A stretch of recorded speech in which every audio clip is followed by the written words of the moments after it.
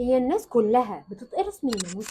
الحقيقة لأ، مش كل الناس بتتقرص من الناموس. بص بقى يا سيدي، الناموس في الغالب بينجذب لبعض الحاجات، من ضمنها إنه بينجذب لفصيلة الدم O عن فصيلة الدم A. وشوف انت بقى انهي فصيلة فيهم. حاجة تاني بقى، الناموس بيعشق ريحة العرق علشان بيحتوي على مكونين ثاني أكسيد الكربون وحمض اللاكتيك، والاتنين في الغالب متوفرين في الستات الحوامل. طب معلش يعني، ما احنا في العادي بنعرق، ليه ما بينجذب لناش احنا اكتر من الحوامل؟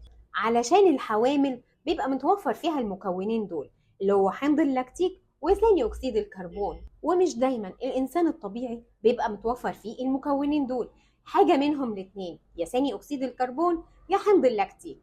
الناموس بقى بيعشق حاجه اسمها حراره، يعني الناس السخنه زي الرياضيين كده هتلاقي الناموس مصاحبهم جدا. فمحدش يستغرب بقى لما الناموس